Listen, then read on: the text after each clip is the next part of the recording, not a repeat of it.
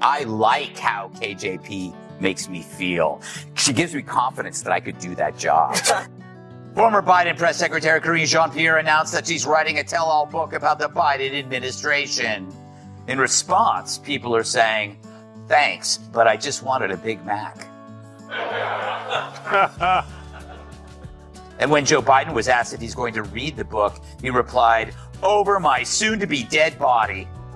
Before modifying her talking points, Greg Gutfeld Karine Jean-Pierre entered that press briefing thinking she was in charge of the opening monologue of a roast special. She fact-checked her statements and then verbally attacked her on national television 1 minute, then threw word salad like it was happy hour at the White House cafeteria the next.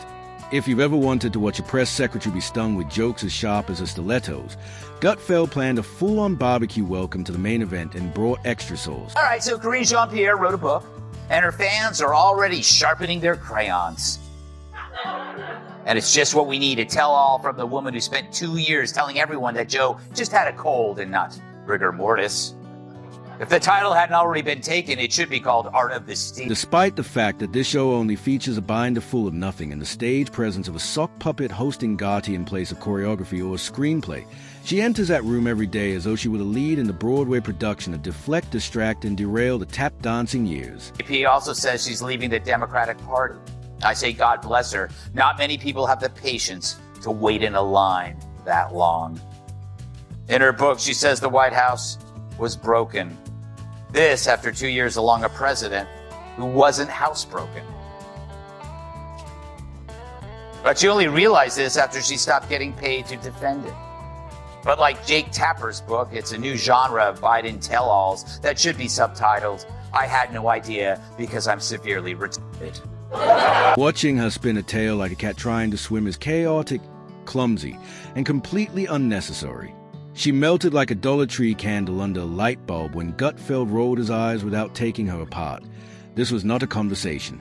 The roasts were prepared as a mercy roast. She realizes she was carrying water for a man whose brain was as wet as his pants.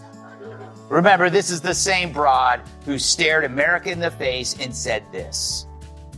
Comments were made in that report about that, obviously about his memory that we don't believe lives in reality. 80's the new 40. Didn't you hear? He is as sharp as ever. They are cheap fakes video.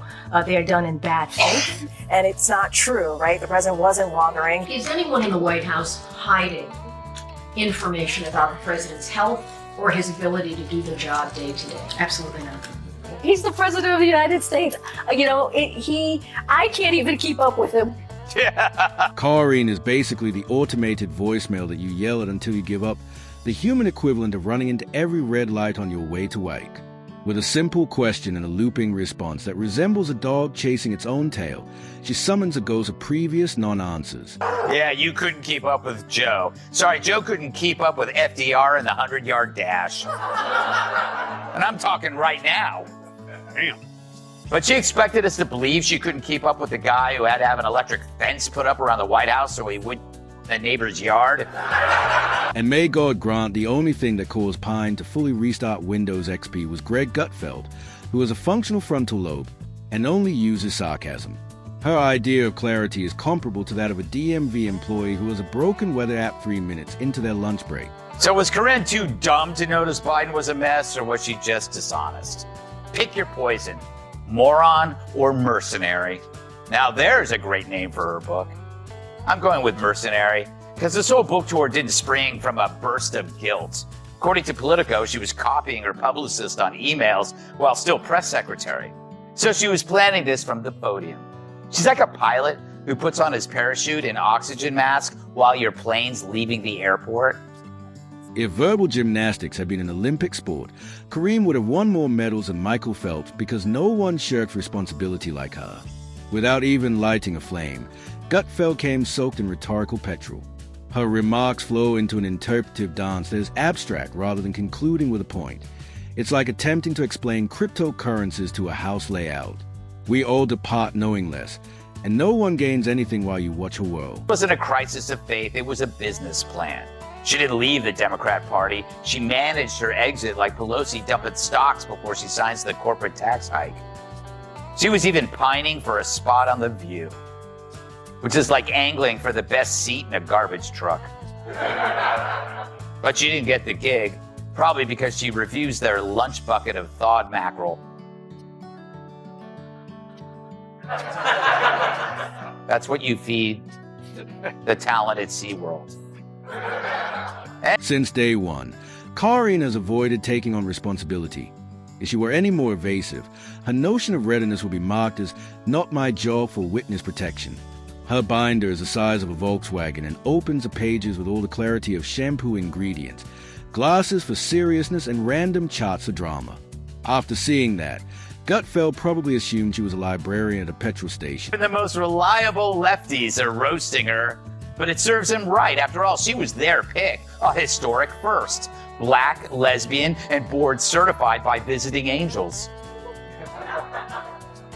But you know it's bad when DC operatives call it a grift. Hell, that's like Taylor Swift calling you a 6. But they say that she was ineffectual, unprepared, needed to be coddled, and couldn't manage a team. What's that sound like? DEI. What happens when you hire someone based on identity and not merit? The excuses, the reasons. Dear democracy, if a meteor struck Washington, D.C., like a toddler caught with crayon and insisting that the wall drew itself, Karine would blame the Supreme Court, racial superiority, climate change, and Gutfeld's eyebrows in that order. Without interjecting, Gutfeld sat back and let her lose herself in a 5-layer word salad that would have brought a vegan to tears. Personally, I think what was the toughest thing to see in the 3 weeks was there was a disconnect for me. What was happening with leadership in the Democratic Party and how it was truly, as my former colleague, communications director Ben LeBolt said, it was a firing squad, and I had never seen anything like it. Additionally, there is a haughty mayor who reads memo with assurance. Her responses indicate 404 policy not found, but her expression says, I got this. Since economic policy looks to be being delivered like a bedtime story, she once used kitchen tables and family dinners as metaphors to explain inflation. Meanwhile, patrol is more costly than therapy, and a carton of eggs outstripped young Timmy's juice box. Has done more to secure the border and to deal with this issue of immigration than anybody else. He really has. There's a word for that. Pathological. In the next question, Gutfeld brought a mirror in place of flames, and he thought of someone who was so sure they were winning even though the ship had already sunk. The media cheers like it's a symphony as she tinkers while credibility drowns. Then there are the dramatic moments when she sounds like a cereal box with stage anxiety while trying to project Obama's gravity. We reaffirm our dedication to window frame equity strength. Need to stop thinking in boxes. But as a black, lesbian, French, Haitian female, she checks more boxes than a gynecologist. On the order form! On the order form! Oh my God! All those applications you gotta fill out. That's the thing. Would you think I meant vaginas? Ew. Disgusting people. But now everyone says she's incompetent and lazy. You know, after they called me racist for saying that. That's not why I'm racist. Nope. 11 gave him a cup of coffee and a Karine clip. Her resolute demeanor is rearranging keywords like fridge magnets. There's no need for debate staged, or if this administration were a sitcom. What about Gutfeld? He's live in the laugh track. This is no longer political theater. Kareem keeps picking the same off-key song and losing track of the lyrics on karaoke night. Instead of making up facts, she puts them in a blender and hopes that no one notices. Her crisis approach is to trawl an alternate, getting a buffering wheel of vagueness by asking her question. Instead of being roasted by Gutfeld, she arrived with a gallon of lighter fluid and a package of marshmallows that she had self-roasted. Moreover, Karine Jean-Pierre is as politically astute as a potato in a tuxedo, but despite her appearance, the scene we're watching is a masterclass in confusion. So no, Gutfeld didn't destroy her. Instead, he let the circus do its thing. She put on the act, and he gave the attention. But what about the headline? She had already burned herself alive, so there was nothing left to destroy.